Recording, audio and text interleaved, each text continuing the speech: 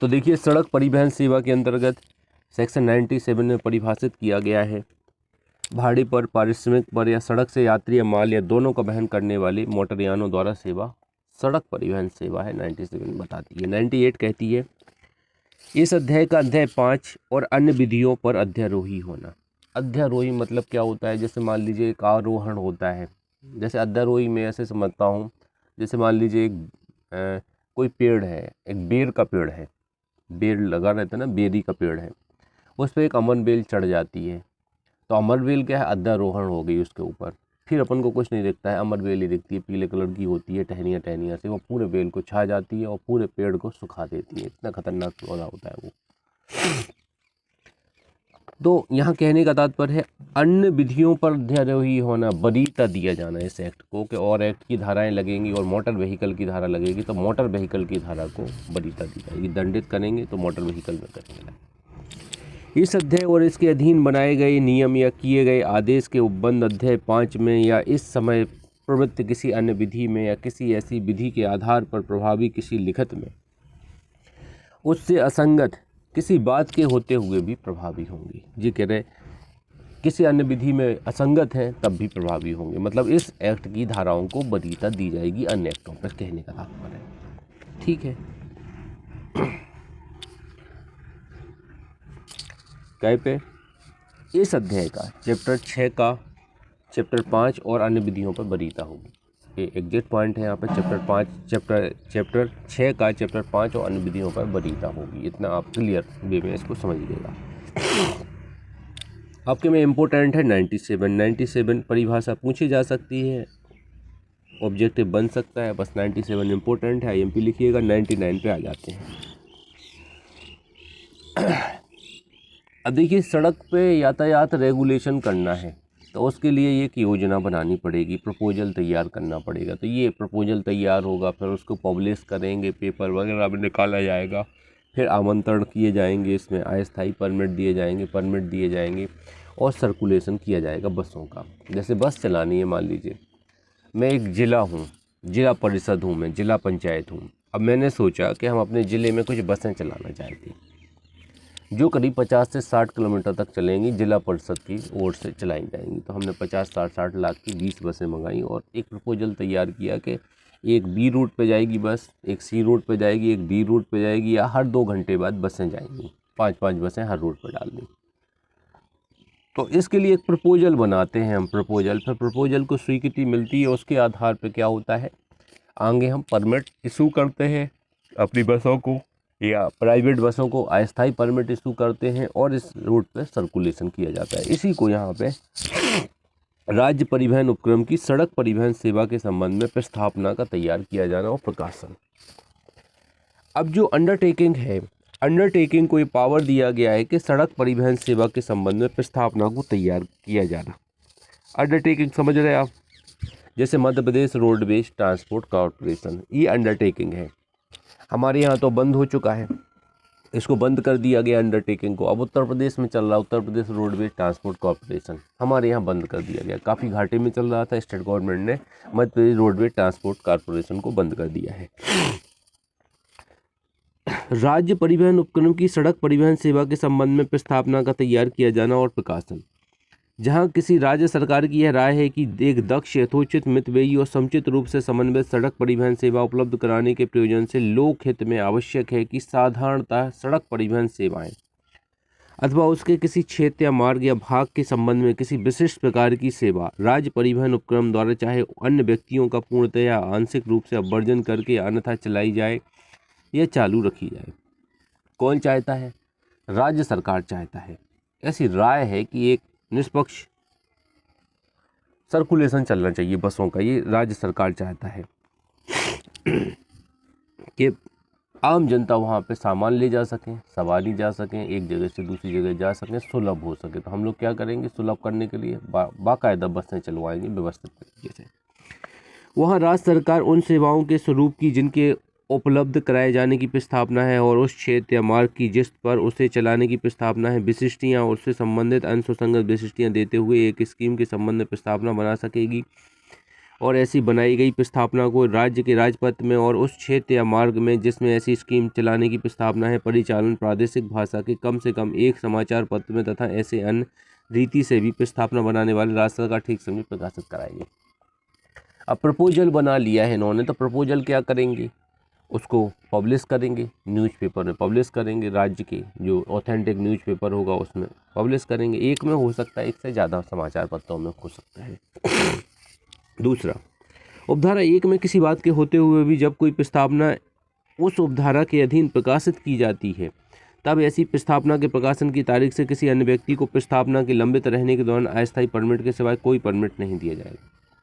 अब प्रस्तावना है, इस दौरान बसें चल रही हैं आपकी, मान लीजिए किसी रूट पर, तो बसों को जो परमिट दिए गए हैं वो अस्थायी परमिट माने जाएंगे, अस्थायी परमिट दिए जाएंगे। कैसे, अब ये प्रस्तावना निकली है तो इसके अकॉर्डिंग परमिट वितरित होंगे।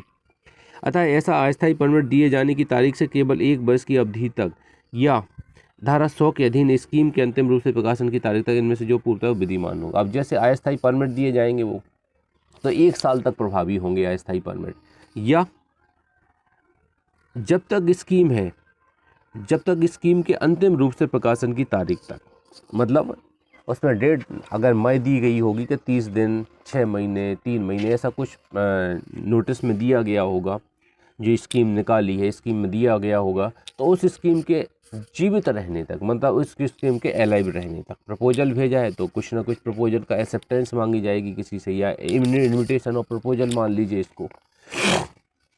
तो 1 वर्ष तक अस्थायी परमिट रहेंगे या स्कीम जारी रहने तक ही परमिट अप्लाई रहेंगे, जब तक स्कीम के अंतिम रूप से प्रकाशन की तारीख तक। तो 2 कंडीशन यहाँ पे थोड़ा ध्यान दीजिएगा, इम्पोर्टेंट तो नहीं है, अस्थायी परमिट दिए जाएंगे, इम्पोर्टेंट है। ठीक है, ये अपन को थोड़ा बहुत पता चला कि कोई प्रस्तावना लाना वाला है स्टेट गवर्नमेंट, वो चाहता है सुचारू बसें चलें, यात्री आने जाने में सुलभता रहे, एक प्रपोजल लाए, पेपर में प्रकाशित किया, इस दौरान अगर कोई प्राइवेट बसें चल रही तो अस्थायी परमिट उन्हें दिया जाएगा। अस्थायी परमिट 1 वर्ष तक मान होगा, या जब तक वो नोटिस अप्लाई है तब तक मान होगा।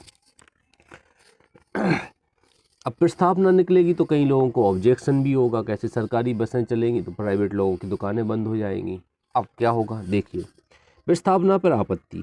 राजपत्र में किसी स्कीम के संबंध में प्रस्तावना के प्रकाशन पर तथा उस क्षेत्र या मार्ग में जिसमें ऐसी स्कीम चलाने की प्रस्तावना है परिचालित प्रादेशिक भाषा से कम 1 समाचार पत्र के प्रकाशन पर कोई भी व्यक्ति राजपत्र में उसके प्रकाशन की तारीख से 30 दिन के अंदर उसके बारे में आपत्तियां राज्य सरकार के सिवाय के समक्ष फाइल कर सकेगा। अब प्रपोजल के विरोध में आपको कोई प्रॉब्लम है, मान लीजिए आपका नंबर कट रहा है, आप प्राइवेट बस चल रही है आपकी, अब स्कीम आई है तो उन्होंने नए सिरे से अवधारण किया है कि सुबह 6 से लेकर रात में 8 बजे तक बसें चलना है इस रूट पे।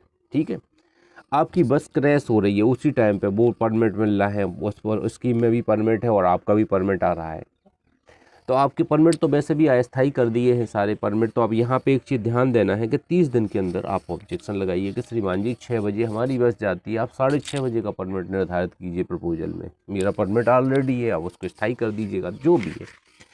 तो किसी को अगर इस प्रपोजल से प्रॉब्लम हो रही है पर्सनली, तो वो यहाँ पे आपत्ति कर सकता है, राज्य सरकार के समक्ष 30 दिन के भीतर फाइल करेगा। तो ये इंपॉर्टेंट है, यहाँ पे ध्यान दीजिएगा, कितने दिन के अंदर आपत्ति करेगा, 30 दिन के अंदर। सब क्लॉज 2, राज्य सरकार ऐसी आपत्तियों पर विचार करने के पश्चात तथा आपत्तिकर्ता या उसके प्रतिनिधियों और राज्य परिवहन उपक्रम के प्रतिनिधियों को यदि वे ऐसा चाहें इस विषय में सुनवाई का अवसर देने के पश्चात ऐसी प्रस्तावना का अनुमोदन या उसमें परिवर्तन कर सकेगी। अनुमोदन कर सकेगी मतलब परिवर्तन कर सकेगी। अब मुझे लग रहा है नहीं भैया 6 बजे इसकी बस जाती है प्राइवेट वाले की, तो ऐसा करते हैं 6:30 कर देते हैं, किसी की रोजी रोटी ना काटो अपन लोग। कुछ लोग अच्छे होते हैं तो वो ऐसा कर देंगे या अनुमोदन कर देंगे, जो है सही है, कुछ नहीं होगा। तीसरा, उपधारा 2 के अधीन अनुमोदित या उपांतरित रूप में प्रस्तावना से संबंधित स्कीम तब ऐसी स्कीम बनाने वाली राज्य सरकार द्वारा राजपत्र में उस स्कीम के अंतर्गत आने वाले क्षेत्र या मार्ग में परिचालित प्रादेशिक भाषा में कम से कम 1 समाचार पत्र में प्रकाशित की जाएगी और वैसा हो जाने पर वह राजपत्र में प्रकाशन की तारीख से अंतिम होगा तथा अनुमोदित स्कीम कही जाएगी और जिस क्षेत्र या मार्ग से वह संबंधित है अधिसूचित क्षेत्र अधिसूचित मार्ग कहलाएगा। अब भैया कोई आपत्ति नहीं आई, आपत्ति आई है, परिवर्तन किया नहीं किया, हमने उसका अनुमोदन कर दिया कि अब बिल्कुल सही है, कोई ऑब्जेक्शन ही नहीं आया है। 1 समाचार पत्र में हम अनुमोदित स्कीम को अप्रूव, मतलब ये पहले हमने एक ऑर्डिनरी स्कीम भेजी थी आपके लिए, प्रपोजल भेजा था, प्रपोजल के आधार पर कोई ऑब्जेक्शन आया नहीं आया, मैंने सुधार किया नहीं किया, अब मैंने उसको रेटिफाई कर दिया। रेटिफाई स्कीम बना दिया उसको, वो मैंने एक समाचार में कह दिया ये फाइनल स्कीम है। ये फाइनल स्कीम है कि इस रूट पे इस तरह से बसों का संचालन करेंगी। जिस क्षेत्रों में ये चल रहा है उस क्षेत्रों से संबंधित समाचार पत्रों में अपन प्रकाशित करेंगे। मान लीजिए इंदौर है, इंदौर से अपन मांडू रोड पे बस चलाना चाहते हैं, इंदौर से अपन मान लीजिए यहाँ पे महू रोड पे, पीथमपुर महू रोड पे, इधर देवास रोड पे, भोपाल रोड पे, अन्य जगहों पे हम बसें चलाना चाहते हैं। अब इस तरह की बसें हम चलाना चाहते हैं तो हमने एक स्कीम तैयार की। स्कीम में आप लोगों ने ऑब्जेक्शन दिए, 30 दिन के अंतर्गत ऑब्जेक्शन आए, मैंने परिवर्तन किया और नहीं भी किया परिवर्तन, मान लीजिए नहीं किया, मुझे लग रहा है सूटेबल नहीं है परिवर्तन, व्यवस्था गड़बड़ हो जाएगी। 30 दिन निकल गए, उसके बाद मैंने क्या किया, उसको अनुमोदित किया, जो पूर्व प्रपोजल था उसको एक स्कीम के तौर पर अनुमोदित करके लोकल पब्लिश में, जिस एरिया में बसें हमने रूट बनाई थी उस एरिया में हमने पब्लिश कर दिया कि भैया इस एरिया में ये बसें चलेंगी। तो पेपर में निकलता है भैया। जैसे हमारे यहाँ मान लीजिए छतरपुर से दिल्ली के लिए ट्रेन जाती है, एक इंदौर जाने लगी ट्रेन, तो पेपर में आता है कि ये ट्रेन इंदौर के लिए चलने लगी है छतरपुर से। अच्छी है, बढ़िया ट्रेन चलती, खजुराहो के लिए आने लगी है सीधी, प्रयागराज इलाहाबाद से ट्रेन चलती है इंदौर छतरपुर होते हुए। तो ऐसी काफ़ी अच्छी स्कीमें हैं जो आ रही हैं। अब देखिए आगे क्या होगा, परंतु ऐसी कोई स्कीम जो किसी अंतर्राज्य मार्ग से संबंधित तभी अनुमोदित स्कीम समझी जाएगी जब उस पर केंद्रीय सरकार का पूर्व अनुमोदन हो, अन्यथा नहीं। अब मान लीजिए कोई स्कीम है, हमारी बसें चल रही हैं मध्य प्रदेश उत्तर प्रदेश, 2 ट्रांसपोर्ट अंडरटेकिंग के अंतर्गत बसें चल रही हैं, तो ऐसी स्कीम पे केंद्र सरकार का अनुमोदन लगेगा कि 2 स्टेटों में बसें चलेंगी तो अनुमोदन केंद्र सरकार का लगेगा। अपने अपने स्टेट में चलाएंगे तो कोई दिक्कत नहीं है, आप चला सकते हैं, स्कीम बना सकते हैं। सब क्लॉज 4 इस पे IMP लगाइएगा। इस धारा की किसी बात के होते हुए भी जहां कोई स्कीम उपधारा 1 के अधीन स्कीम से संबंधित प्रस्तावना के राजपत्र में प्रकाशन की तारीख से 1 वर्ष के अंदर राजपत्र में उपधारा 3 के अधीन अनुमोदित स्कीम के रूप में प्रकाशित नहीं की जाती है, वहां वह प्रस्तावना विवगत हो गई समझी जाएगी।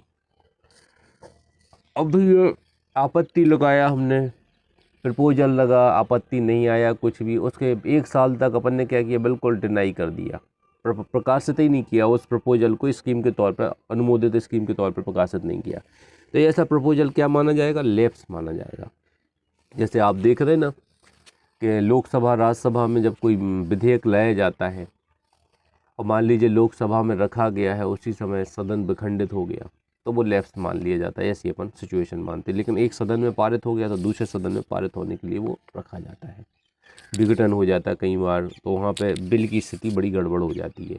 वैसे यहाँ पे है कि 1 साल तक अब अनुमोदन स्कीम को प्रकाशित ही नहीं किए, स्टेट गवर्नमेंट ने प्रपोजल तो निकाला लेकिन पब्लिकेशन नहीं किया 1 साल तक, तो लैप्स हो जाएगा ऐसा प्रपोजल।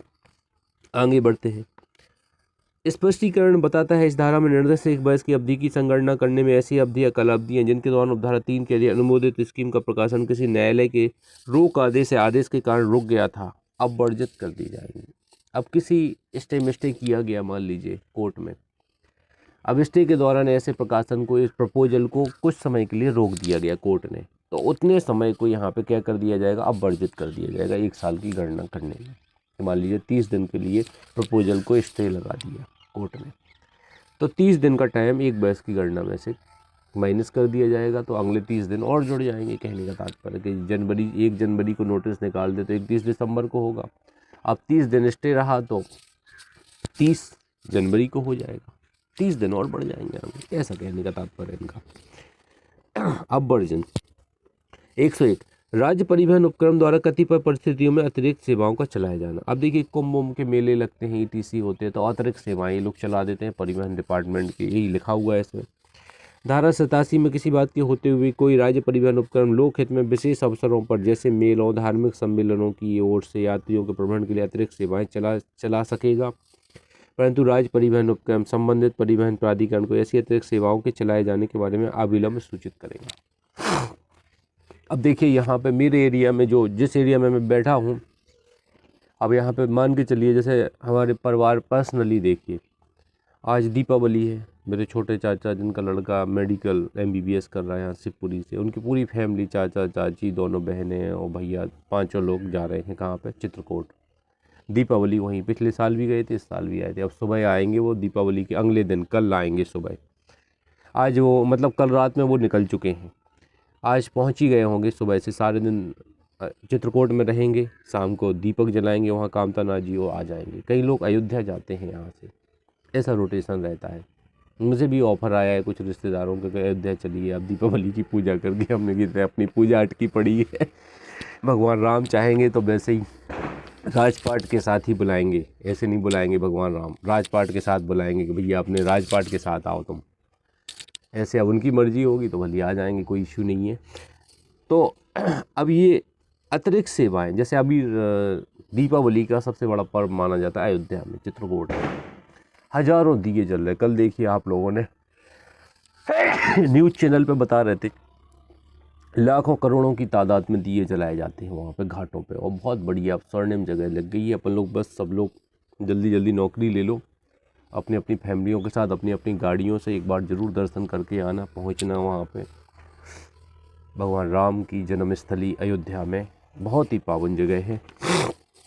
मेरे ग्रैंडपा गए थे एक बार, तो मैं उनको ट्रेन में बैठा ले गया था। तब मैंने, एक लड़का था अयोध्या का, वही ट्रेन में बैठा था। हमने कि हमारे दादाजी हैं, पूरा सामान आप उतरवा देना बाहर, एक रिक्शा करवा देना जिससे दादाजी धर्मशाला तक पहुंच जाए। राम जन्मभूमि ट्रस्ट की छावनी की धर्मशाला वहाँ तक, वहाँ रुकेंगे। 2 दादाजी थे, एक दादाजी उनके मित्र थे, वो हमारे दादाजी थे। दादाजी चले गए हैं, तो अभी मैं उन्हें कल मिस कर रहा था।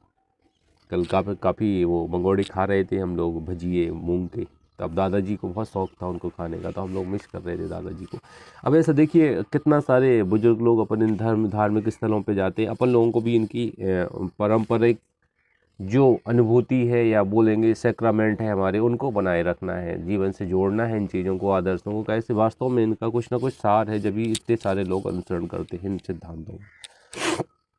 चलिए, कुंभ मेले के लिए अतिरिक्त अवसरों पर अपन अतिरिक्त सेवाएं चलाने की बात यहाँ पे की गई है। कोई राज्य परिवहन उपक्रम, मतलब Madhya Pradesh roadways transport corporation अतिरिक्त सेवाएं चलाएगा। तो जैसे अयोध्या है, अयोध्या के लिए काफ़ी बसें चलेंगी उत्तर प्रदेश सरकार की। फैजाबाद यूपी में आता है, काफ़ी बसें चलाएंगे जी, अन्य आसपास के ज़िलों से लोगों को आने की। काफ़ी दिन से तैयारी रहती है इसकी। कुंभ मेले में तैयारी 3-4 महीने पहले से हम लोग इंदौर में देख चुके हैं। आप जाइएगा स्टेशन प्लेटफार्म 1 की ओर, जब हम जाते हैं तो वहाँ से फ्री सेवा बसें चल रही थी। हम लोग खुद मतलब गए थे, रात में 11 बजे खाना वाना खा के गए थे, सुबह 2-3 बजे पहुँच गए थे। 1-2 घंटे में पहुँचा दिया था उज्जैन उन्होंने, 2 घंटे करीब। तो वहाँ जाके 2 बजे से हम लोग वहाँ पे नदी के आसपास घूमते रहे, और 4 बजे स्नान किया, और स्नान करके महाकाल दर्शन करने गए वहाँ पे। तो बड़ा ही अच्छा लगता है। तो ये अतिरिक्त सेवाएं भी यहाँ पे चलाने की बात है। 101 में ध्यान रखिएगा।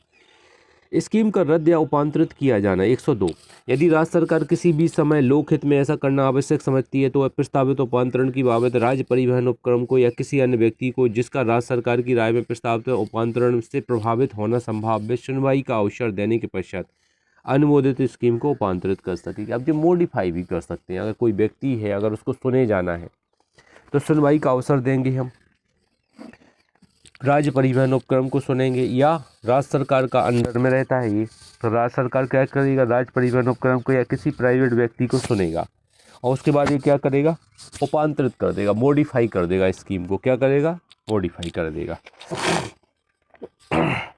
राज्य सरकार उपधारा 1 के अधीन प्रस्तावित किसी उपांतरण को राजपथ में या उस क्षेत्र में जिसको ऐसे उपांतरण के अंतर्गत लाने का प्रस्ताव है, परिचालित प्रादेशिक भाषाओं के एक समाचार पत्र में प्रकाशित करेगी, और उसमें एक तारीख होगी जो राजपथ में ऐसे प्रकाशन से 30 दिन से कम नहीं होगी, और वह समय और स्थान भी होगा जहां इस निमित्त प्राप्त किसी अभ्यावेदन की राज्य सरकार द्वारा सुनवाई की जाएगी। तो यहाँ पे ये ध्यान दीजिएगा, इस तरह प्रकाशित करेगी और 30 दिन से कम नहीं होगी, ऐसी यहाँ पे अवसर भी यहाँ पे दिया जाएगा। आगे बढ़ते हैं। राज्य परिवहन उपक्रमों को परमिट दिया जाना इम्पोर्टेंट है। 103 IMP डालिएगा। दूसरी धारा एक इम्पोर्टेंट कौन सी, 103 है।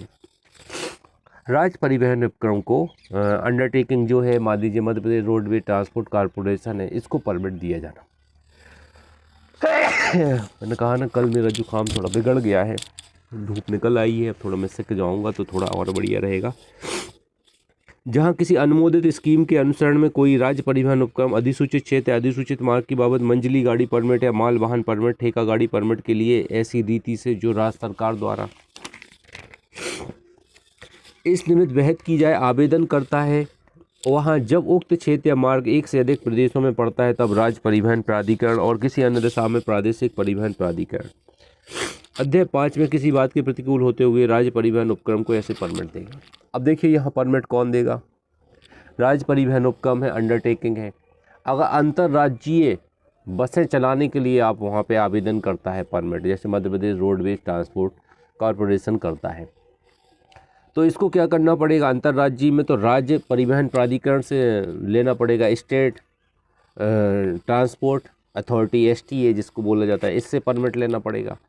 और अपने मध्य प्रदेश के अंदर ही चलाना चाहते हैं आप बस, जैसे मान लीजिए यहाँ से मैं छतरपुर के लिए बस चलाना चाहता हूँ, तो अगर देखा जाए तो बीच में थोड़ा बहुत यूपी भी पड़ता है, लेकिन मैं सागर के लिए बस चलाऊंगा तो यूपी नहीं पड़ेगा। यहाँ से सागर जाना है तो यूपी नहीं पड़ेगा, डायरेक्ट MP में चलेंगे। तो सागर जाएंगे तो कहाँ, प्रादेशिक परिवहन प्राधिकरण द्वारा। और MP और UP 2 स्टेट अगर कवर हो रहे हैं या कोई भी अन्य स्टेट कवर हो रहे हैं तो वहाँ पर राज्य परिवहन प्राधिकरण परमिट देगा।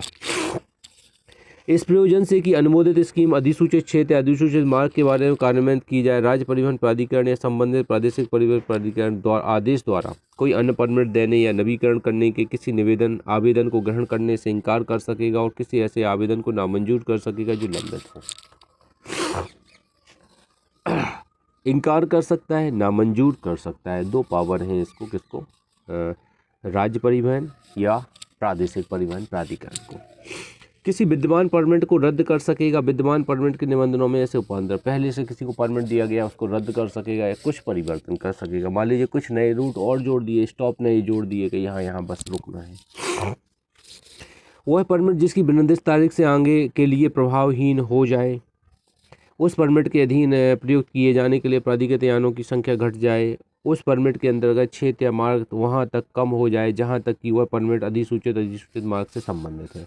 तो ये कुछ उपांतरण ऐसे कर सकता है। देखिए क्या है, हमने प्रपोजल क्यों बनाया, हमने स्कीम क्यों बनाई, राज्य सरकार ने इसलिए स्कीम बनाई कि मान लीजिए आपने बस खरीद ली, हमने बस खरीद ली, हमारे पड़ोसी ने बस खरीद ली, हम तीनों लोग 6 बजे चला रहे बस, तो लड़ाई नहीं होगी बताओ। 6 बजे आप अपनी बस में बैठा लेंगे सवारी, हम अपनी में बैठा लेंगे, हमारे पड़ोसी भी अपनी में बैठा लेगा, तो हम तीनों में लड़ाई होगी और सवारी परेशान हो जाएंगी। अगर हम ऐसा करें, स्कीम के अकॉर्डिंग चलाएं कि 6 बजे मान लो आपकी बस चलने दो, 7 बजे मेरी बस लगेगी, 8 बजे हमारे पड़ोसी की बस लगेगी, तो तीनों लोगों की बसें जा रही कि नहीं जा रही, निर्धारित टाइम से जा रही हैं, सवारियों को भी प्रॉब्लम नहीं है, इंटरचेंज वो नहीं होना है, एक दूसरे से क्रैश नहीं होना है बसों को। तो इन चीज़ों को रेगुलेट करने के लिए एक स्कीम ज़रूरी है, तो उस स्कीम के लिए यहाँ पे परमिट दिए जाएंगे। कैसे, आपको रेगुलर बेस में बसें चलाना है तो बिना परमिट नहीं चला सकते, इतना तो अपन लोग समझने लगे हैं।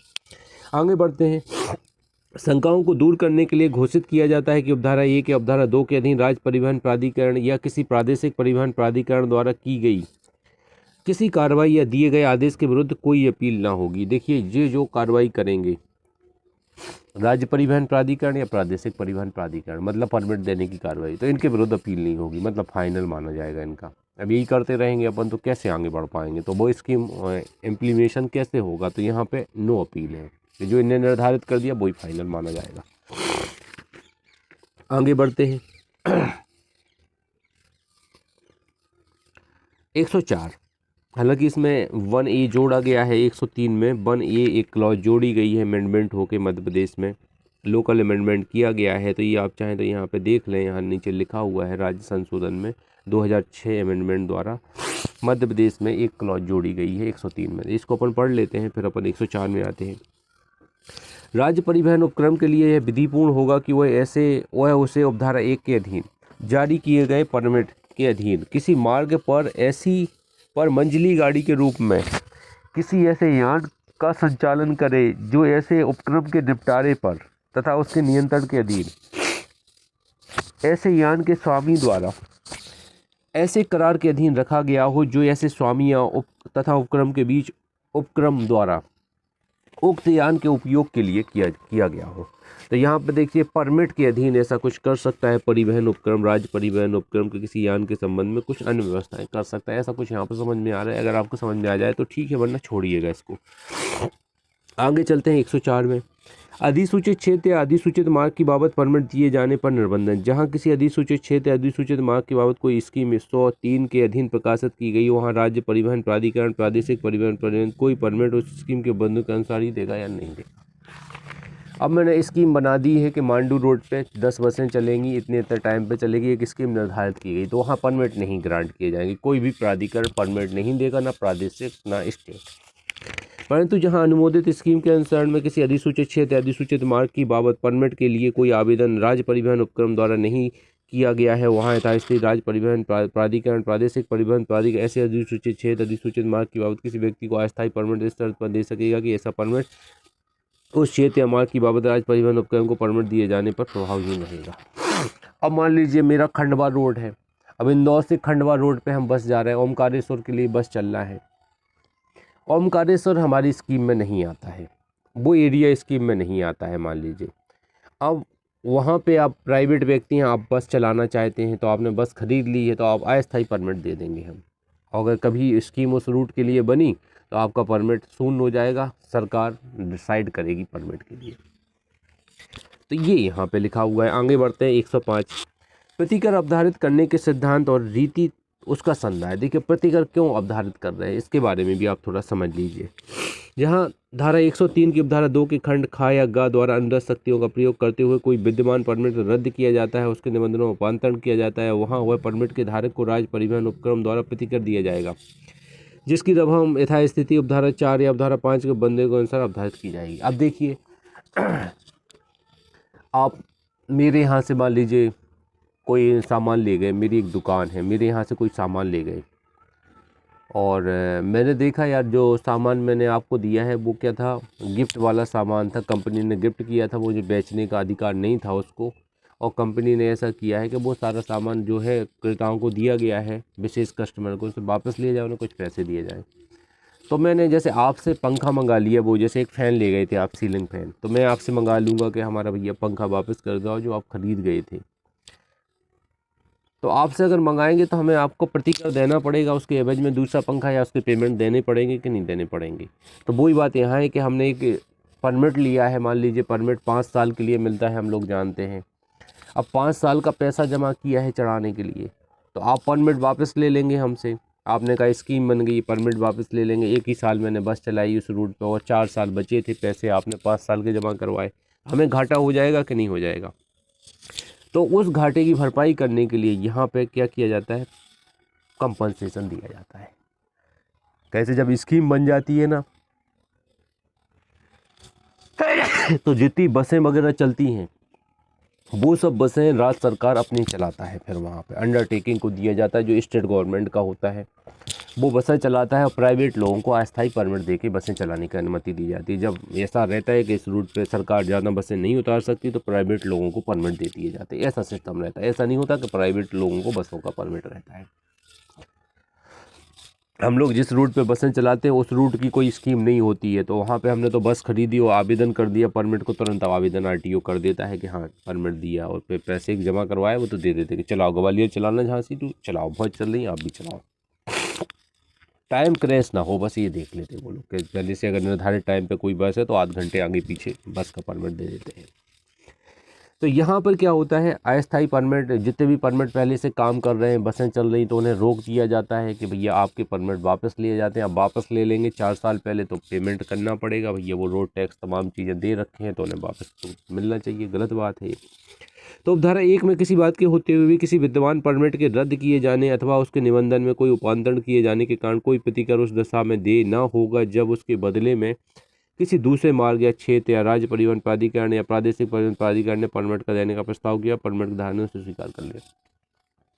मैंने कहा भैया हम आपका परमिट वापस लेते हैं, आप इंदौर से खंडवा के लिए बस चला रहे हैं, लेकिन एक तरीका हो सकता है, आप इंदौर से खंडवा ना चला के इंदौर से धार रूट पे अगर अपनी बस चला सकते हैं तो मैं आपका परमिट कन्वर्ट कर देता हूँ।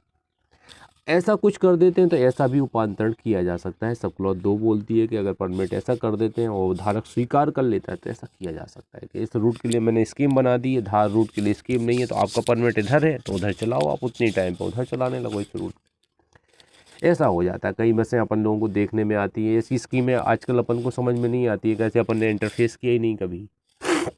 मान लीजिए Madhya Pradesh roadway transport corporation बनाया जाएगा, करोड़ों रुपए खर्च करेगी स्टेट गवर्नमेंट, बसें दौड़ाएगी, तो स्कीम तय करेगी कि बसें किस रूट पे कहाँ कहाँ जाएंगी। भोपाल में बनाया गया मान लीजिए ऑफिस, अब भोपाल से बसें चलाना है, अब भोपाल से बसें चलाएगी तो हर जगह के लिए बसें चलाएगी, तो कितनी बसें चलाएगी, करोड़ों अरबों रुपए खर्च होंगे, तो पॉसिबल नहीं है ज़्यादा बसें चला पाना। एक निश्चित लिमिट में बसें चलाएगी, बाकी अस्थायी परमिट दे दिए जाएंगे। तो ऐसे रोटेशन चलता है इनका। तो हम रूट चेंज कर देंगे आपके परमिट का, तो आप उस पर एग्री हैं तो आपका परमिट वही रहेगा, सिर्फ रूट चेंज कर दिया जाएगा अमेंड करके। शंकाओं को दूर करने के लिए घोषित किया जाता है कोई भी प्रतिकर धारा 103(2)(a) के अधीन परमिट का नवीकरण करने से इनकार करने के कारण देय न होगा। अब रिन्यूअल कर दिया परमिट का, तो प्रतिकर अगर आपको मिलना चाहिए तो प्रतिकर आपको मिलेगा। ऐसा कोई नहीं होगा कि इनकार करने के कारण देय ना होगा। परमिट का नवीकरण करने से इनकार करने के कारण देय नहीं होगा, ये थोड़ा ध्यान दीजिए। कोई भी प्रतिकर परमिट का नवीकरण करने से इनकार करने के कारण देय ना होगा। आप रिन्यूअल कराते हैं या इनकार करते हैं कि मत नवीकरण कीजिए इसको, मतलब यथावत अगर बना रहता है परमिट या, तो यहाँ पर कोई प्रतिकर देने की बात नहीं होगी। नवीकरण रिन्यूअल भी वही कहलाता है कि मैंने रूट बदल दी तो रिन्यूअल ही तो हो गया एक हिसाब से, अद्यतन मैंने कर दिया है उसको, तो यहाँ प्रतिकर का हकदार नहीं होगा धारक। चौथा, जहाँ धारा 103 की उपधारा 2 के खंड खा या गा के उपखंड 1 या अथवा 2 के द्वारा प्रदत्त शक्तियों का प्रयोग करते हुए विद्यमान परमिट रद्द किया जाता है, उसके निबंधनों में ऐसे उपांतरण किए जाते हैं कि परमिट का धारक उसके अधीन उपयोग के लिए प्राधिकृत किसी यान का उपयोग उस पूरी अवधि के लिए जिसके लिए वह परमिट अन्यथा प्रभावी होता करने से निवारित हो जाता है, वहाँ ऐसे रद्द किए जाने यानी उपांतरण से प्रभावित प्रत्येक यान के लिए परमिट के धारक को देय प्रतिकर की संगणना निम्नलिखित रीति से की जाएगी। अब देखिए, प्रतिकर जो दिया जाएगा, कुछ उपांतरण वगैरह किया जाता है, तो कैसे अपन निर्धारित करेंगे। कुछ पैमाने यहाँ पे 2-3 दिए गए हैं, उनको थोड़ा समझते हैं। परमिट की असमाप्त अवधि के प्रत्येक पूरे मास के लिए या मास के 15 दिन से अनधिक के भाग के लिए 200 रुपये, पूरे महीने के लिए 200 रुपये दिए जाएंगे, या आप 15 दिन शेष बचे हैं परमिट में तो 200 रुपये दे देंगे अपन। परमिट की असमाप्त अवधि के एक मास के उस भाग के लिए जो 15 दिन से अधिक नहीं है 100 रुपये। अब 15 दिन से कम टाइम बचा हुआ है तो अपन यहाँ पे 100 रुपये दे देंगे। अब ये कंपनसेशन हो गया, तो वो लेनिंग का को जाएगा, 200 का पेट्रोल मारेगा। मान लीजिए कार से गया जिला लेवल में 50 किलोमीटर, अब 50 किलोमीटर कार चला के जाएगा तो पता चला उससे ज़्यादा उसका खर्चा हो गया, 100, 200, 250, 500 रुपये का वो डीजल लगाएगा, पेट्रोल लगाएगा, वो जाके फिर लौट के आएगा, 100 रुपये लेके आएगा, वो जाएगा ही नहीं। भैया हो गया साहब, जैसा आपने कर दिया सही है। 5वां, जहाँ धारा 103 उपधारा 2 के खंड गा उपखंड 3 द्वारा प्रदत्त शक्तियों का प्रयोग करते हुए किसी विद्यमान परमिट के निबंधनों में ऐसे उपांतरण किए जाते हैं उसके अधीन उपयोग के लिए प्राधिकृत किसी यान का क्षेत्र मार्ग कम हो जाता है, वहाँ ऐसे कमी के कारण परमिट के धारक को देय प्रतिकर निम्नलिखित सूत्र के अनुसार रकम होगी। अब देखिए, परमिट में परिवर्तन किया जाता है, रद्द किया जाता है, तो यहाँ पे कुछ फॉर्मूला दिया गया है कि बाई गुणे ए बटे आर, ये फॉर्मूला है। बाई का मतलब क्या है, दूरी, डिस्टेंस से संबंध है। जितने से परमिट के अंदर का मार्ग या क्षेत्र कम किया जाता है, अगर कोई कम किया गया है, कितना कम किया गया है, वो दूरी आपको लिखना है। आर से वह रकम अभिप्रेत है, ए से वह रकम अभिप्रेत है जो उपधारा 4 के अनुसार संगणित की गई। 4 के अनुसार संगणित रकम है जो निर्धारित की गई है 4 में, वो रकम यहाँ पे आएगी। कौन सी, प्रतिकर की रकम। और आर से वह मार्ग की वह कुल लंबाई या कुल क्षेत्र अभिप्रेत है जो परमिट के अंतर्गत है, और लेंथ, कुल लेंथ कितनी है मार्ग की, वो देखा जाएगा। तो मान लीजिए हमारे नया परमिट दिया गया है, तो उसमें मान लीजिए 50 किलोमीटर कम कर दी है दूरी, पहले 300 किलोमीटर तक, अब 250 किलोमीटर कर दिया गया है, तो 50 वह दूरी क्षेत्र जिससे परमिट के अंदर का मार्ग या क्षेत्र कम किया जाता है, तो 50 गुणे वह रकम संगणित की गई है, जो संगणित की गई रकम 50 गुणे 100, ठीक है, बटे 300। अब इसको अपन कैलकुलेशन निकाल लेंगे तो अपना रेशियो निकल आएगा, कैसे निर्धारित करना है प्रतिकर, ये यहाँ पे क्लियर आ जाएगा। सब क्लॉज 6 पे IMP लगाइएगा। इस धारा के अधीन देय प्रतिकर की रकम उसके हकदार व्यक्ति या व्यक्तियों को राज्य परिवहन उपक्रम द्वारा उस तारीख से जिसको परमिट का रद्द किया जाना या परिवर्तन प्रभावी होगा 1 मास के अंदर दी जाएगी। अब जो रकम निर्धारित कर दी गई है परमिट के संबंध में, वो निर्धारण के 1 माह के अंतर्गत प्रदान की जाएगी संबंधित धारक को। जो पहले से परमिट रखता था, जिसके परमिट में एंटर किया गया या परमिट को वापस लिया गया, उसको रकम दी जाएगी 1 माह के अंदर। परंतु इम्पोर्टेंट है, परंतु यदि राज्य परिवहन उपक्रम उक्त 1 मास की अवधि के अंदर उसे देने में असफल रहता है तो वह उस तारीख से जिसको वह रकम देय होती है उस पर 7% प्रति वर्ष की दर से ब्याज देगा। कितना परसेंट लगेगा? 7% प्रति वर्ष के हिसाब से ब्याज देगा। अगर डिले जितना करेगा, 2 महीने बाद देगा, 3 महीने, 7% ब्याज दिया जाएगा। दोनों इंपॉर्टेंट है, इस पर OT मिलेंगे आपको। इस पर IMP लिख देना 6 और परंतुक पर भी IMP लिख देना। 106 यानों में पाई गई वस्तुओं का बैन। अब देखिए यहाँ पे यान में कुछ वस्तुएं रह जाती हैं, तो ये देखिए जहाँ परिवहन उपक्रम द्वारा चलाए जा रहे किसी परिवहन यान में पाई गई किसी वस्तु पर उसके स्वामी द्वारा बहस अवधि के अंदर दावा नहीं किया जाता है, वहाँ राज्य परिवहन उपक्रम उस वस्तु को बेहतर रीति में बेच सकेगा। विक्रय आगम उसके स्वामी द्वारा मांग किए जाने पर उसके विक्रय खर्चे काट कर उसे दे दिए जाएंगे। अब भैया अपन ने क्या किया, हम बस से गए। अब बस में हम क्या किए, एक मान लीजिए एक मोटर लेके आए थे हम, 5 हॉर्स पावर मोटर का एक कार्टून था, वो रखा हुआ था, वो भूल गए। उसमें भूल गए, क्यों भूल गए? ऐसे हमने एक जगह स्टॉप पर उतरे, हमें ऐसा ध्यान रहा, मैंने वहाँ उतार लिया था, वहाँ से चोरी हो गया, तमाम मैं कंफ्यूज हो गया, तो वो बस में ही रह गया। हम जा नहीं पाए बस वाले से मांगने के लिए, कैसे पता ही नहीं था कि बस में है कि मैंने रास्ते में उतार लिया है कि मेरे रिलेटिव ले गए हैं।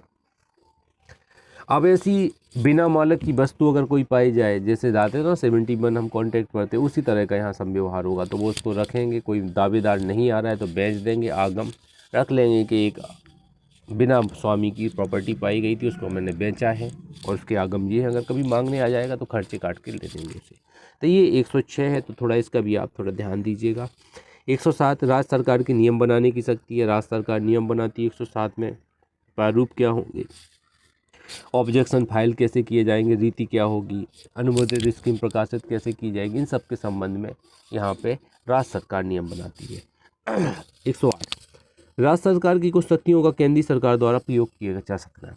अब देखिए राज्य सरकार को इस अध्याय के अधीन प्रदत्त शक्तियाँ ऐसे निगम या कंपनियों के संबंध में जो केंद्रीय सरकार के अथवा केंद्रीय सरकार और एक या अधिक राज्य सरकार को स्वामित्वाधीन या नियंत्रणाधीन हैं, किसी अंतर्राज्यीय मार्ग या क्षेत्र के बारे में केवल केंद्रीय सरकार द्वारा प्रयुक्त की जा सकेगी। अब देखिए अंतर्राज्यिक इंटर स्टेट रूट। अब इंटर स्टेट के संबंध में जो राज्य सरकार को पावर है वो केंद्र सरकार भी यहाँ पे यूज कर सकती है, स्कीम के संबंध में निकाल सकती है और बसें चला सकती है, कहने का तात्पर्य। अगला है देखिए चैप्टर 7 है, जे यानों के निर्माण, उपस्कर और अनुरक्षण के संबंध में है। अभी पता नहीं कौन सी, अभी ये कोई गाड़ी बनी थी, उसके संबंध में कुछ प्रोसीजर की गई थी इसमें, तो वो चीज़ें आप यहाँ पे समझने की कोशिश कीजिएगा। 109 से 111 तक 3 सेक्शन इसके अंतर्गत, 3-4 सेक्शन जो इसके अंतर्गत समाहित की गई हैं। देखिए अभी एक 4 व्हीलर आई थी मार्केट में, ये मुझे पता नहीं कौन सी 4 व्हीलर आई थी, उसके कुछ पार्ट बड़े गड़बड़ निकले थे, प्रॉब्लम आ रही थी काफ़ी। जैसे आपने देखा ना एक बार किसी का बी नामक बैटरी आई थी जो विस्फोट हो रही थी मोबाइलों की बैटरी, तो वो सारे मोबाइल ही बदल लिए गए थे, अन्यथा वो बैटरी बदली गई थी, कोई दूसरी बैटरी उसकी जगह पे प्रोवाइड कराई गई थी। तो जब भी हमारे मार्केट में कोई वाहन आता है तो उसके पहले उसका जो आपने बताया है कि इसके अंदर ये चीज़ें हैं, कंटेंट लिखने पड़ते हैं, वो सारी चीज़ें फुलफ़िल कर रही है मशीन, प्रॉपर उतना एवरेज या तमाम चीज़ें दे रही है, तो वो चीज़ें टेस्ट होता है। टेस्ट होने के बाद अप्रूव होता है, अप्रूव होने के बाद मैन्युफैक्चर अप्रूव करवाता है, फिर वो मार्केट में वेरिएंट उतारे जाते हैं। ऐसा नहीं है कि आपने कोई चीज़ बनाया, घड़ा बनाया आपने घर पे, और घड़ा बना के क्या किया, मार्केट में बेचना शुरू कर दिया। तो आप बेचेंगे ठीक है, लेकिन यहाँ पे कार बेचना है, बाइक बेचना है, ट्रक बेचना है आपको, तो पहले उसका कोई नया मॉडल आता है तो पहले अप्रूव लेना पड़ता गवर्नमेंट से।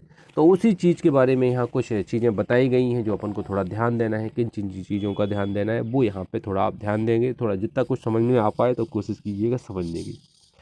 यानों के निर्माण और अनुरक्षण संबंधी साधारण उपबंध। अब देखिए ये काय के संबंध में उपबंध है, कंस्ट्रक्शन और मेंटेनेंस। देखिए 2 के बारे में उपबंध है, कंस्ट्रक्शन और मेंटेनेंस। प्रत्येक मोटर यान का निर्माण ऐसे किया जाएगा और उसे ऐसे अनुरक्षित रखा जाएगा कि वह हर समय उसे चलाने वाले व्यक्ति के वास्तविक नियंत्रण में रहे। अब मेरे कंट्रोल में हो, मान लीजिए एक्सीलेटर ऐसा नहीं होगा हम पीछे की सीट पर लगाएं या ब्रेक पीछे की सीट पर लगाएं, मतलब इतना व्यवस्थित बनाया जाएगा यान को कि जो चलाने वाला है उसको सुलभ हो, सहायक हो, इस तरह का हो, असिस्टेंस के तौर पे काम रहे। जैसे बहुत इजीली हम लोग ब्रेक बदलते हैं, गियर डालते हैं, कार जितने लोग ड्राइव करते हैं देखते हैं ना, इजीली फॉर्मेट में जितनी चीज़ें हैं उतनी चीज़ें इजीली पहुंच में होती है। इंडिकेटर भी अपन को, विंडो, पावर विंडो है, सब कुछ अपन को एसएस में रहता है वहाँ पे। जब तक कि मोटरयान में बेहद प्रकार की यांत्रिक या विद्युत संकेतक युक्ति लगी ना हो, तब तक प्रत्येक मोटरयान ऐसे निर्मित किया जाएगा उसमें नियंत्रण दाहिनी ओर हो। अब हमारी जितनी कार होती है, जैसे देखिए पुरोहित जी ने अभी एस्प्रेसो गाड़ी खरीदी है, एडवोकेट हैं आप सेशन कोर्ट में इंदौर में। अब उन्होंने धनतेरस के दिन एस्प्रेसो कार खरीदी है, सुजुकी गाड़ी की। अब एस्प्रेसो कार खरीदी है, 5-6 लाख की कीमत की कार है, वो खरीदी है उन्होंने। तो अपन देखते हैं ना, कार का स्टेयरिंग दाहिनी साइड होता है मोस्टली, ज़्यादातर वाहनों का दाहिनी साइड होता है। लेकिन आपने कभी ऐसा वाहन देखा है जिसमें बाईं साइड भी स्टेयरिंग हो? कितनी असुविधा आती होगी। मान लो मैं इस साइड बैठा हूँ, बाईं साइड, उस साइड दाहिनी साइड है और पीछे आने वाला वाहन है, तो हमें ऑब्जेक्टर में देखना पड़ेगा। हमें दाहिनी साइड मुड़ना है तो हमें इंडिकेटर जलाने पड़ेंगे, इधर हम मुड़ ही नहीं पाएंगे। कैसे? हम तो लेफ़्ट साइड बैठे हुए हैं। ओवरलोडेड वाहन होते हैं, उनके सर्कुलेशन या बैलेंस को मेंटेन करने के लिए बाईं साइड सीट दी जाती है। जैसे बड़े बड़े वाहन होते हैं जिनमें बस ट्रक आते हैं, बस वगैरह वो आती हैं, सॉरी जीपें, कारें आती हैं, बाइक आती हैं, बड़े वाहन, कंटेनर, उनमें लेफ़्ट साइड दिया जाता है।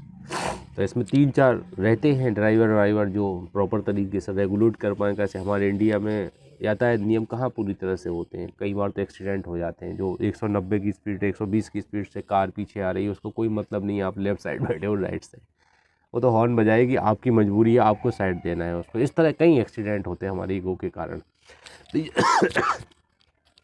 तो यांत्रिक वैद्युत संकेतक युक्ति लगी ना हो, मतलब प्रॉपर इंडिकेटर होना चाहिए वाहन में। अगर लेफ़्ट साइड बैठने वाला यात्री है तो ज़्यादातर वाहन दाहिनी साइड ड्राइवर की सीट होगी वाहन में। आप कभी देखिएगा कार में, तो कार में हमेशा दाहिनी साइड आपके ड्राइवर सीट होगी। ऐसे खड़े होइएगा जैसे हम बैठे हैं, तो हमारे दाहिनी साइड सीट होगी ड्राइवर की, इधर हमारा गेस्ट बैठता है। आगे बढ़ते हैं। सबक्लॉज 3, यदि केंद्रीय सरकार की यह राय है कि लोकहित में ऐसा करना आवश्यक है, समीचीन है, तो वह राज्यपाल ने प्रकाशित आदेश द्वारा यह अधिसूचित कर सकेगी कि किसी विनिर्माता द्वारा उपयोग में लाई जाने वाली कोई वस्तु या प्रक्रिया ऐसे मानक के अनुरूप होगी जो उस आदेश से निर्दिष्ट किया जाए। स्टैंडर्ड उसी फॉर्म में होना चाहिए कि आप प्रॉपर युक्तियाँ लगी हों। अगर आप लेफ़्ट साइड बैठ रहे हैं तो प्रॉपर इंडिकेशन हो, उसमें लाइटिंग वाइटिंग इंडिकेटर लगे हों। अगर राइट साइड में बैठ रहे हैं तो उसमें क्या खूबियाँ होनी चाहिए, वो सब हों। ये स्टैंडर्ड आपको फॉलो करना पड़ेगा। 110 इम्पोर्टेंट धारा है 110 आपके लिए। 110 पे IMP लगाइए, केंद्रीय सरकार की नियम बनाने की शक्ति।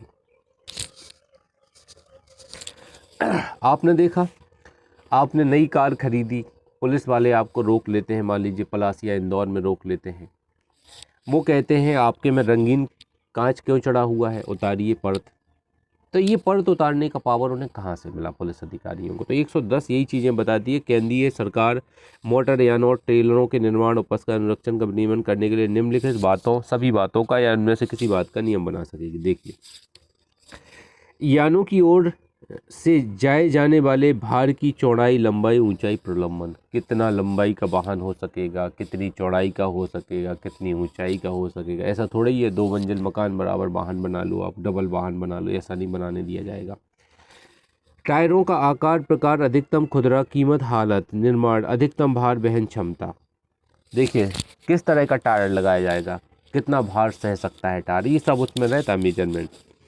ब्रेक, स्टीयरिंग, गियर कैसे होंगे, इसमें D नंबर पे IMP लगाइएगा। सुरक्षा कांच का प्रयोग, जिसके अंतर्गत कलाईदार सुरक्षा कांच के प्रयोग का प्रतिषेध है। कलाईदार यहाँ पे लिखा है क्या है? Safety glass. Safety glass including prohibited two of the use tinted safety glasses. Tinted safety glasses, इसका यूज करने से रोकी। कलाईदार जो रंगीन ग्लास होते हैं उनको हटाने की बात की गई है, प्रतिषेध किया गया है। धुएं नियंत्रण, गति नियंत्रण आदि चेचिस संख्यांक, तमाम चीज़ें जो मायने रखती हैं वो सारी चीज़ें केंद्र सरकार यहाँ नियमित करेगी। इसमें एक परंतुक है सबसे लास्ट में ताकेवाद में, परंतु पर्यावरण के संरक्षण से संबंधित विषयों के संबंध में कोई नियम जहां तक हो सके भारत सरकार के पर्यावरण से संबंधित मंत्रालय से परामर्श करने के पश्चात बनाए जाएंगे। मतलब एनवायरनमेंट के संबंध में नियम भी यहाँ पे केंद्र राज्य सरकार बनाएगी, ये भी आपको देखना है, केंद्र सरकार बनाएगी। सब क्लॉज 2 में आ जाते हैं। उपधारा 1 के अधीन उसमें वर्णित बातों को शासित करने वाले नियम बनाए जा सकेंगे, जिसके अंतर्गत अब ऐसे नियम कौन कौन से होंगे उपधारा 1 के अधीन अन्य नियम जो केंद्र सरकार बना सकेगी।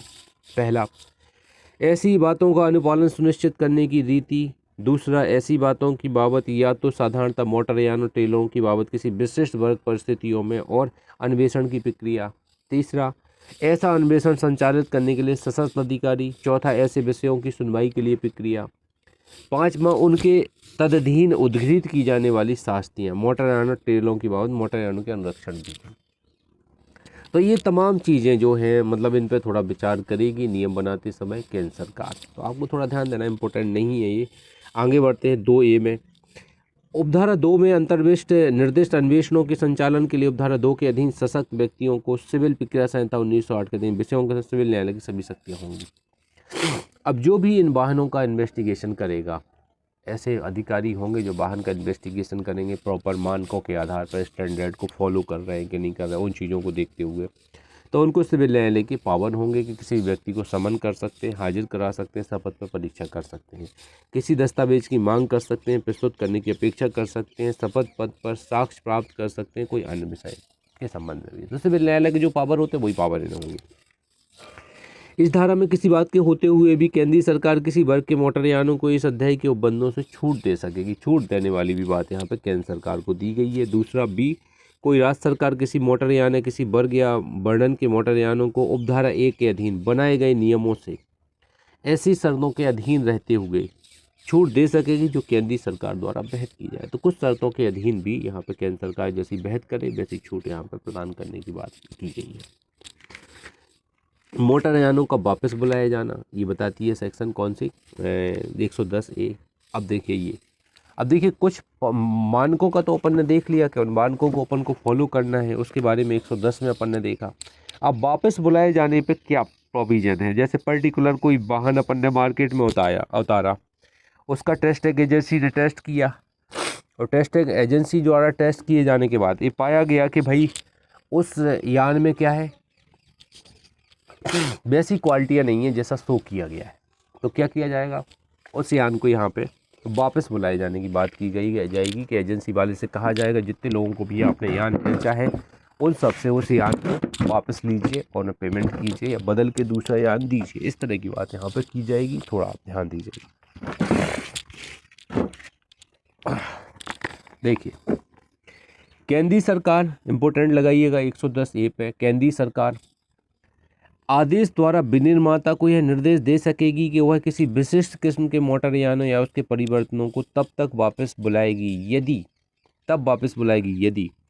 उस विशिष्ट किस्म के मोटरयान में ऐसा कोई दोष है जो पर्यावरण या ऐसे मोटरयान के चालक या उसमें बैठने वाले व्यक्तियों, सड़क मार्ग या उपयोग करने वाले अन्य व्यक्तियों को क्षति पहुंचा सकता है। कोई दोष वाला वाहन है कि भैया आपकी स्टेयरिंग क्या होती, ज़्यादातर वाहन मैंने बेचे हैं, मैन्युफैक्चर ने अप्रूव करा के बेचे हैं, उन वाहनों में क्या है, स्टीयरिंग फेल हो रही है, इंजन फेल हो रहा है। ज़्यादातर वाहनों में मतलब 10 से 15% वाहन ऐसे जिनकी स्टीयरिंग या इंजन फेल हो रहा है। तो विनिर्माता को यहाँ पे एक चीज़ ध्यान दीजिएगा, इनको पर्टिकुलर टाइप के वाहनों के या वेरिएंट जो बोला जाता है, वेरिएंट्स को, परिवर्तियों को वेरिएंट्स बोला जाता है, वेरिएंट्स को वापस लेने की बात की जाएगी जिनमें कुछ इस तरह के दोष हैं। हमने बेचे हैं वाहन, वो वापस लिए जाएंगे क्रेता से। उस विशिष्ट किस्म के मोटरयान में ऐसा कोई दोष निम्नलिखित द्वारा केंद्रीय सरकार को रिपोर्ट किया गया है। स्वामियों के ऐसे प्रतिशत द्वारा जिसे केंद्रीय सरकार राजपत्र में अधिसूचना करे, परीक्षण अभिकरण द्वारा, अन्य स्रोतों ने, विभिन्न स्रोतों ने, परचेजिंग करने वाले विभिन्न व्यक्तियों ने शिकायत की है कि साहब इस तरह का वाहन आया है, इसमें ये प्रॉब्लम आ रही है। प्रतिशत इनका अच्छा है। परीक्षण एजेंसी है जो टेस्टिंग एजेंसी है, उसने ये पाया है कि वाहन में बहुत कमियाँ हैं, इसको मार्केट में बताया गया, बहुत सारे लोगों की जान खतरे में हो सकती है, अन्य स्रोत है, परेशान हो सकते हैं, पैसे फंस सकते हैं। दूसरा, जहां उपधारा 1 में निर्दिष्ट दोष मोटरयान के किसी संगठक में है, वहां केंद्रीय सरकार आदेश द्वारा विनिर्माता को ऐसे सभी मोटरयानों की किस्म या परिवर्तियों पर ध्यान न देते हुए जिनमें ऐसा संगठन लगा हुआ है वापस बुलाने का निर्देश दे सकेगी। अब देखिए यहाँ पे केंद्रीय सरकार क्या करेगी, वापस बुलाने का निर्देश देगी कि इन सबको वाहनों को क्या करो भाई, वापस बुला लो, इनमें त्रुटि है। ऐसा कोई विनिर्माता जिसके यानों को उपधारा 1 या 2 के अधीन वापस बुलाया जाता है, मैन्युफैक्चरर, जैसे मैं अशोका लीलैंड हूँ, मैं क्या हूँ, मान लीजिए कोई अन्य बस वाला हूँ, जैसे मैंने किसी कंपनी का प्रोप्राइटर हूँ मैं, और मैंने वाहन बनवाए हैं और वो वाहन गलत पाए गए तो वापस बुलाए जाएंगे। तो ऐसा कोई विनिर्माता जिसके यानों को उपधारा 1 या 2 के अधीन वापस बुलाया जाता है, क्रेताओं को किसी अवक्रय पट्टा आडमान करार के अधीन रहते हुए मोटरयान की संपूर्ण लागत की प्रतिपूर्ति करेगा। अगर किसी पट्टे पे आपने लिया है, अवक्रय हायर परचेज पे लिया है, तो उनकी शर्तों के अधीन रहते हुए आपकी प्रतिपूर्ति करेंगे, आपका जितना पेमेंट हुआ है वो आपको वापस दिया जाएगा। दोषपूर्ण मोटरयान को समान या बेहतर निर्देशों वाले किसी अन्य मोटरयान में प्रतिस्थापित करेंगे। बल्कि ये दूसरा तरीका ज़्यादा ये एप्लीकेबल है कि मान लीजिए मैंने आपको एक एल्टो कार बेची, एल्टो ख़राब निकली, तो मैं बोल दूंगा एल्टो की जगह आप कोई स्विफ्ट ले लो कार, 1-8 लाख का अंतर है, तो एक काम करो, 1-2 लाख का अंतर है, उसमें 50,000 छोड़े हमने, 1.5 लाख और दे दो, आप ये नया वेरिएंट ले जाओ, ये और बेहतर कार है, तो मैं ऑफ़र कर सकता हूँ, या उसके समान रेट की कार मैं आपको ऑफ़र कर दूंगा कि भैया ये कार जमा कर दो, ये कार ले जाओ, ये अच्छा मॉडल है। ऐसे जुर्माने व अन्य सोदों का संदाय करेगा जो उपधारा 6 के अनुसार हो। चौथा, जहां विनिर्माता द्वारा विनिर्मित किसी मोटरयान में कोई दोष उसकी सूचना में आता है तो वह ऐसे दोष की जानकारी केंद्रीय सरकार को देगा और यानों को वापस बुलाए जाने की प्रक्रिया आरंभ करेगा। ऐसी दशा में विनिर्माता उपधारा 3 के अधीन जुर्माने के संदाय करने का दायी नहीं होगा। अब ये भी ध्यान दीजिएगा आप, यहाँ पे फाइन का संदाय करने का दायी नहीं होगा, ये ध्यान दीजिएगा, कौन, विनिर्माता। तो ये थोड़ा ध्यान देना यहाँ पर। 5वां, केंद्रीय सरकार इस धारा के अधीन किसी अधिकारी को अन्वेषण करने के लिए प्राधिकृत कर सकेगी जिसके पास निम्नलिखित विषयों के संबंध में सीपीसी के अधीन बात का विचारण करने वाले सिविल न्यायालय की सभी शक्तियां होंगी। वही समन हाजिर कराना, प्रस्तुत कराना, वही चीज़ें यहाँ पे। 6वां, केंद्रीय सरकार ऐसे दोष के लिए जो केंद्रीय सरकार की राय में पर्यावरण या ऐसे मोटरयान के चालक, देखिए जुकाम है तो चलने दीजिएगा, केंद्रीय सरकार की राय में पर्यावरण या ऐसे मोटरयान के चालक या उसमें बैठने वाले व्यक्तियों या सड़क मार्ग का उपयोग करने वाले अन्य व्यक्तियों को क्षति पहुंचा सकता है। मोटरयानों के किसी विशिष्ट किस्म या उसके परिवर्तियों को वापस बुलाने के विनियमन करने के लिए नियम बना सकेगी। तो केंद्रीय सरकार दोष के आधार पर ऐसे नियम बना सकेगी किस तरह से अपन जो बेचे गए यान हैं अपने वो वापस बुलाएं विनिर्माता के पास में, उन्हें कंपनसेट करें, ये नियम बना सकेगी। 110B, किस्म अनुमोदित प्रमाण पत्र या परीक्षण अभिकरण। देखिए टाइप अप्रूवल सर्टिफिकेट बोला जाता है इसको, टाइप अप्रूवल पर सर्टिफिकेट और टेस्टिंग एजेंसी, ये अपन को देखने में नहीं आती कैसे, ये मैन्युफैक्चर और सरकार की बात है। जब अप्रूवल लेगा सरकार से तो टाइप अप्रूवल सर्टिफिकेट इनको दिया जाएगा, किस टाइप का वाहन है, वो चीज़ फुलफिल कर रही कि नहीं कर रही हैं, और टेस्टिंग एजेंसी क्या करेगी, इसका परीक्षण करेगी। किसी भी मोटरयान का जिसके अंतर्गत कोई ट्रेलर, अर्ट्रेलर, मॉड्यूलर या हाइड्रोलिक ट्रेलर या साइड कार भी है। हाइड्रोलिक ट्रेलर जो उठाने वाले वाहन होते हैं, जीसीबी में से भी कोई वाहन उठाते हैं ना, बड़े बड़ी वाहन, वो हाइड्रोलिक आते हैं। साइड कार भी है। तब तक भारत में विक्रय, परिधान या किसी सार्वजनिक स्थान में उपयोग नहीं किया जाएगा जब तक कि उपधारा 2 में ऐसे यान के संबंध में निर्दिष्ट किस्म अनुमोदन प्रमाण पत्र जारी न कर दिया गया। अब बेचना है तो टाइप अप्रूवल सर्टिफिकेट आपके पास होना चाहिए, ये पहले लेना पड़ेगा, तभी आप मार्केट में उतार पाएंगे सेलिंग के लिए। अब देखिए यहाँ पे कुछ छूट वगैरह है, अन्य चीज़ें हैं, ये अपन को बिल्कुल नहीं पढ़ना है, बस इतना आप ध्यान दीजिएगा, किस्म अनुमोदन प्रमाण पत्र यहाँ पे होना चाहिए। इसके बाद यहाँ पे सब क्लॉज 4 में आ जाएंगे सीधे, सेक्शन सब क्लॉज 4 में परीक्षण अभिकरण। विनिर्माता को उत्पादन पंक्ति से लिए गए यानों या अन्य अभिप्राप्त किए गए यानों का यह सत्यापन करने के लिए परीक्षण करेंगे कि यान इस अध्याय तद्दीन बनाए गए नियम विनियमों के अनुरूप है या नहीं। और परीक्षण अभिकरण क्या करता है, 5वां, जहां किस्म अनुमोदन प्रमाण पत्र धारण करने वाले किसी मोटरयान को धारा 110A के अधीन बुलाया गया जाता है, वहां ऐसा परीक्षण अभिकरण जिसने ऐसे मोटरयान को प्रमाण पत्र मंजूर किया था उसके प्रत्यायन और रजिस्ट्रीकरण को रद्द किए जाने के लिए दायी होगा। अब देखिए टाइप अप्रूवल सर्टिफिकेट कौन देगा, परीक्षण टेस्टिंग एजेंसी देगी। और अब जो किसी वाहन को वापस बुलाया जाता है वो प्रॉपर फॉर्मेट में नहीं निकल रहा है, उस अकॉर्डिंग नहीं निकल रहा है जैसा परीक्षण किया गया था, वापस बुलाया जाता है, तो उसको यहाँ पे देखिएगा रजिस्ट्रीकरण को रद्द किए जाने के लिए भी दायी कौन होगा, प्रत्यायन वापस कराए जाने के लिए रजिस्ट्रेशन रद्द कराए जाने का दायी भी कौन करेगा, टेस्टिंग एजेंसी करवाएगा। कि जो रजिस्ट्रेशन किए गए इन वाहनों के वे सब रद्द कर दिए जाए और वाहन को कंपनी में भेज दिया जाएगा, फिर से तोड़ फोड़ के नए सिरे से वाहन बनाइए, ये व्यवस्था कर दी जाएगी। अब राज्य सरकार नियम बनाती है, इसमें 111 के अंतर्गत बनाती है। सार्वजनिक सेवायानों सुनवाई देने वाली संगठनों आदि के लिए यहाँ पर व्यवस्था की जाती है 111 के अंतर्गत। कोई राज्य सरकार मोटर यानों और टेलरों के विनिर्माण उपस्कर अनुरक्षण का विनियमन करने के लिए 110(1) के विनिर्दिष्ट बातों को भिन्न सभी बातों की बाबत नियम बनाएगी। इस क्लॉज 1 को थोड़ा ध्यान दीजिएगा। राज्य सरकार कै के लिए नियम बना रही है? मोटर यानों टेलों के विनिर्माण उपस्कर और अनुरक्षण के लिए, इनके लिए विनियम बनाने के लिए नियम बना सकेगी, मतलब रेगुलेशन नियम बनाएगी। यहाँ पढ़ लीजिएगा ये। इसके बाद सबसे इम्पोर्टेंट चैप्टर आ गया है चैप्टर 8। इसके आधार पे ही आगे दंड निर्धारित होते हैं। हम लोगों को पता है दंड की अवधारणा यहीं से आएगी आगे की चैप्टर में। अभी अपना टाइम कितना हुआ? 7:22 हो गए हैं। इसको अपन पढ़ते हैं, चैप्टर 8 को भी पढ़ते हैं। देखिए चैप्टर 8 जाएगा कहाँ तक? 138 तक की धाराओं का उल्लेख रहेगा। 1-2 चैप्टर और अपन यहाँ पढ़ते हैं जिससे अपना और कवर हो। बहुत ही बड़ा तो एक्ट है ये, नहीं? अच्छा, इसमें काफ़ी टाइम लगता है, लेकिन ये अगर हम इस तरह नहीं पढ़ें तो ये बिल्कुल उड़ जाएगा, समझ में नहीं आएगा। 112 से 138 तक की धाराएं हैं, इस पे अपन बात करते हैं। आगे क्या चल रहा है तो इस पे बात करते हैं। देखिए गति सीमा 112 कहती है गति सीमा। कोई भी व्यक्ति किसी सार्वजनिक स्थान में किसी मोटर यान को ना तो अधिकतम गति से अधिक और न्यूनतम गति से कम गति पर चलाएगा, ना चलवाएगा, ना चलाने देगा। उस यान को नियत की गई है। अब देखिए स्पीड ब्रेकर लगे रहते हैं, लिखा रहता है 40 स्पीड, 60 की स्पीड, हाईवे पे 80-90 भी लिखा रहता है, 80 की स्पीड से दौड़ा सकते हैं नेशनल हाईवे। अगर आप उससे कम लाइन पे दौड़ाएंगे, हमारे यहाँ ये नियम बहुत कम महानगरों में, जैसे चंडीगढ़ जैसे महानगर हैं, बहुत हाई फाई नगर है, इन नगरों में अगर देखा जाए तो यहाँ पे ये नियम अगर लागू हो तो भाई चल भी जाए। दिल्ली हो गया, मुंबई हो गया, यहाँ पे ये नियम लागू हो चली जाएंगे। लोकल एरिया में ये नियम लागू नहीं होते हैं। क्यों नहीं होते हैं? इसलिए नहीं होते हैं कैसे, जैसे विदेश है। अब विदेश में हम ब्रिटेन की बात करें तो हम लोग मोस्टली चलते लेफ़्ट साइड में, और ब्रिटेन में यातायात नियमों के अनुसार जो ड्राइवर होता है वो राइट साइड में वाहन चलाता है। लेफ़्ट साइड में आने वाले वाहन चलते हैं और राइट साइड में जाने वाले वाहन चलते हैं। हम लोग लेफ़्ट साइड में जाने वाले वाहन चलाते हैं, राइट साइड में आने वाले वाहन चलाते हैं। इस तरह रहता है। वहाँ उल्टा सिस्टम है।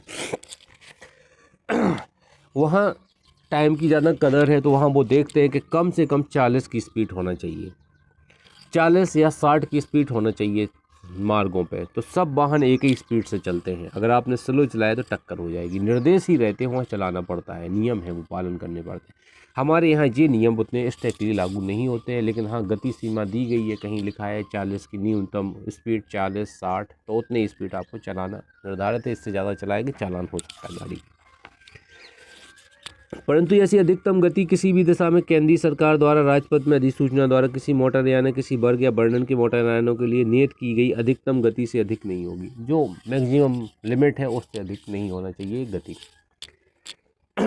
यदि राज्य सरकार या ऐसे किसी प्राधिकारी का जो इस नियम राज्य सरकार द्वारा प्राधिकृत हो समाधान हो जाता है कि सार्वजनिक सुरक्षा या सुविधा की दृष्टि से, हम पढ़ रहे हैं 112 धारा मोटर व्हीकल एक्ट की, 112 धारा सब क्लॉज 2,